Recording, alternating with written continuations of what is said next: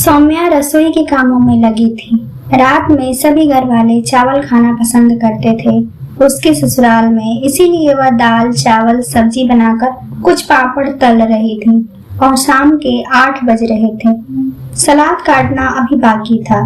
दोपहर में भी कुछ मेहमान आए थे तो खाने में मटर पनीर की सब्जी, पूरी और छोले बने थे।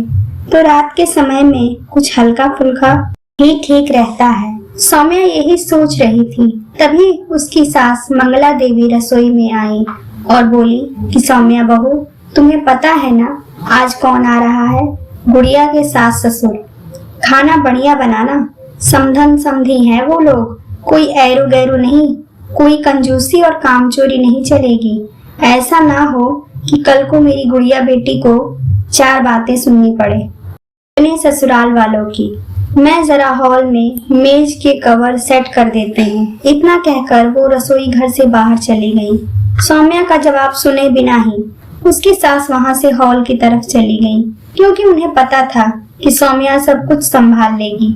इधर सौम्या को अपने सास मंगला देवी की यह बात सुनते ही सौम्या को महीने भर पहले की बात याद आ गई और उसका मन दुखी हो गया और आंखें भर आई। बात कुछ ऐसी थी कि उसकी सास मंगला देवी की ये आदत थी कि वो अपने रिश्तेदारों का स्वागत तो बहुत ही अच्छे ढंग से करती थी, लेकिन जब भी कभी सौम्या के घर से कोई भी आता है तो वो तरह तरह के मुंह बनाती हैं और ना कभी उन्हें पानी को पूछती, ना ही उनके साथ बैठती, ना ही उनको उचित मान सम्मान देती और सौम्या को 2 बातें कह सुनाती कि इनका तो रोज का है, बेटी के घर मुंह उठाकर चल देते हैं। तो कभी कहती कि बेटी के घर रोज रोज नहीं जाना चाहिए, तो कभी अच्छे तोहफे न लाने का ताना देती, कभी यूं ही पड़ी मिठाई या बताशे उठाकर बहू से कहती कि यही दे दो पानी पीने के लिए, या कभी कभी कुछ ऐसी बातें कर देती जिसे सुन सौम्या बहुत दुखी होती।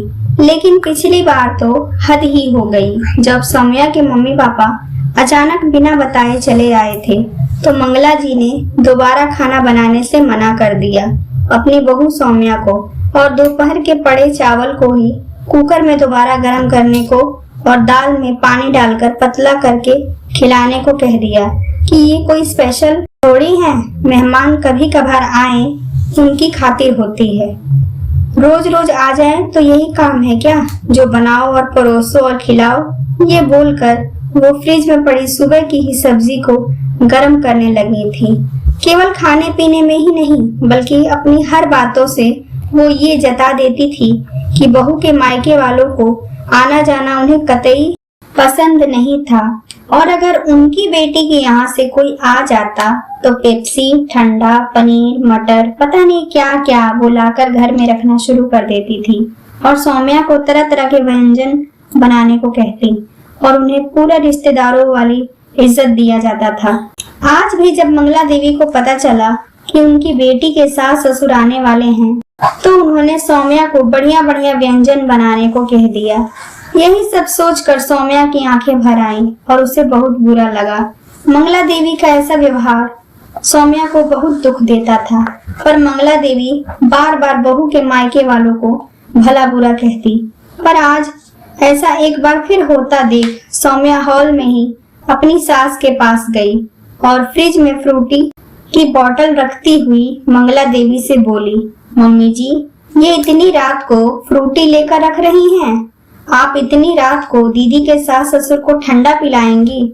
और वैसे कब तक आएंगे वो लोग, क्योंकि खाना तो बन ही चुका है। मंगला देवी आश्चर्य होकर बोली, अरे अभी अभी तो मैंने तुम्हें बनाने को कहा, खाना इतनी जल्दी बन भी गया? अरे मम्मी जी, दाल चावल तो बन ही गए हैं, मेहमान बढ़ गए हैं तो दाल में 2 गिलास पानी डालकर पतला कर दिया, रायते में भी पानी डालकर पतला कर दिया, और पनीर और छोले की सब्जी दोपहर में बनाई थी वह तो फ्रिज में ही पड़ी है, उसे गर्म कर देती हूँ और हो तो जाएगा, तो अब एक्स्ट्रा क्या बनाना? वैसे भी आप ही तो कहती हैं कि उसी मेहमान की कदर करनी चाहिए जो कभी कभी आते हैं। अब रोज रोज आ जाएं तो यही काम है क्या? बनाओ, परोसो, खिलाओ। और दीदी के सास ससुर भी तो हमेशा जब देखो तब चले आते हैं, तो इतनी भी क्या खातिर करना? और आप ही तो कहती हैं कि समधी समधन तो घर के जैसे ही होते हैं। फ्रेश बनाएंगे तो फिर रखा हुआ खाना वेस्ट हो जाएगा। याद है मम्मी जी आपको, उस दिन मेरे मम्मी पापा आए थे तब आपने यही कहा था, तो फिर आज भी ऐसा ही करते हैं। और फिर दीदी के सास ससुर भी तो समधी ही है घर के, अपने ही न लोग हैं, तो वो क्या बुरा मानेंगे। सही कहा ना मम्मी जी।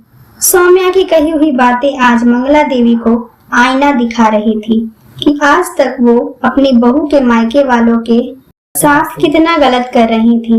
सौम्या से ऐसा जवाब पाकर मंगला देवी को बहू से नजरें मिलाने की हिम्मत नहीं हुई, लेकिन अब उन्हें अपनी गलती का एहसास हुआ और वो अपनी गलती को स्वीकार करती हुई अपनी चुप्पी तोड़ते हुए अपनी बहू सौम्या से बोली, बहू मैंने जो भी गलत व्यवहार तुम्हारे मायके वालों के साथ करती आई हूँ उसके लिए मुझे माफ कर दो और उसे भूल जाओ।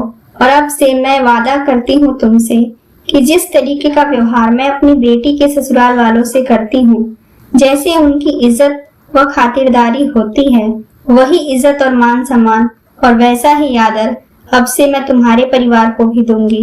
जाओ जल्दी खाना बना लो, मुझे मेरी भूल के लिए तुमने सही राह दिखाई है।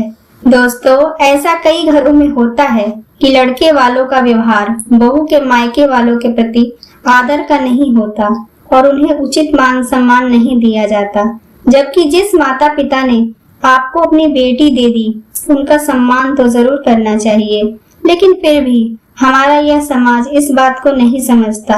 लड़की वालों की इज्जत बस शादी के पहले तक ही करते हैं, बाद में सबसे बुरे बहू के मायके वाले ही लगते हैं, क्योंकि कुछ लोग बहू को बहू समझते ही नहीं।